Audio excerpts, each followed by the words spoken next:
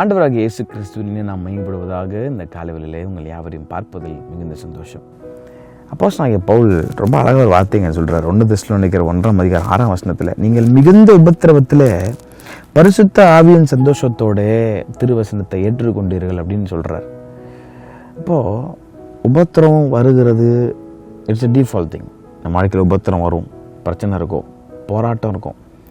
ஆனால் இப்படிப்பட்ட ட்ரையல்ஸில் நமக்கு பரிசுத்த ஆவியானவர் நமக்கு உதவி செய்கிறாராம்.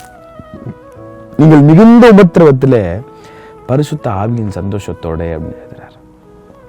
அந்த காலவெளியில் என்ன பிரச்சனை இருக்க போதோ, என்ன போராட்டம் இருக்க போதோ, என்ன உபத்திரம் வரப்போதோ அப்படின்னு பயப்படுறதை விட்டுட்டு, என்ன பயம் வந்தாலும், எப்பேற்பட்ட ட்ரையல்ஸ் இருந்தாலும், எப்பேற்பட்ட மலைகள் இருந்தாலும், தேவைகள் எழும்பினாலும், எனக்குள்ளே இருக்கிற பரிசுத்த ஆவியானவருக்குள்ளே நான் சந்தோஷமாக இருப்பேன், மகிழ்ச்சியாக இருப்பேன் என்ற ஒரு முழு நிச்சயம் உங்களுக்குள்ள இருக்குமானால், தட் இஸ் த வேர்டுங்க.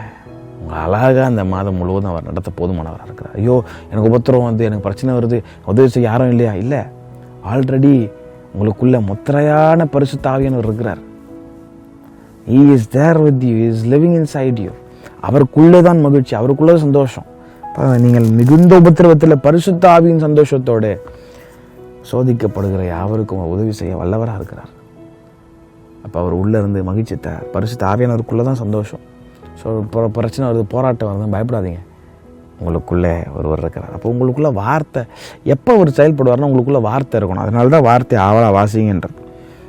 இப்போது வார்த்தை ஆவலா வாசிக்க அது உங்களுக்குள்ளே ஸ்டோராக இருக்க சமயத்திற்கு ஏற்ற வார்த்தைகளை உள்ளேருந்து கர்த்தர் வெளியே எடுப்பார். உள்ளே எம்டியாக இருந்துச்சுன்னா ட்ரையல் வரும்போது, பிரச்சனை வரும்போது, உபத்திரம் வரும்போது பயம்தான் வரும். ஏன்னா உள்ள வார்த்தை இல்லை. உள்ள வார்த்தை இருந்ததுன்னா நீங்களும் சொல்வீங்க, பரிசுத்த ஆவியின் சந்தோஷத்தோடு அதெல்லாம் மேற்கொண்டேன் நீங்கள் சொல்லுவீங்க. அவை வரப்போகிற புதிய மாதத்தில் இந்த நாளில் கேளுங்க, ஆண்டவரே உங்களுக்குள்ளே நான் மகிழ்ந்திருக்கேன், என் கிருபை தாங்கப்பான்னு கேளுங்க. கர்த்தர் தம்முடைய அவரை ஆசீர்வதிப்பாராக. ஆமென்.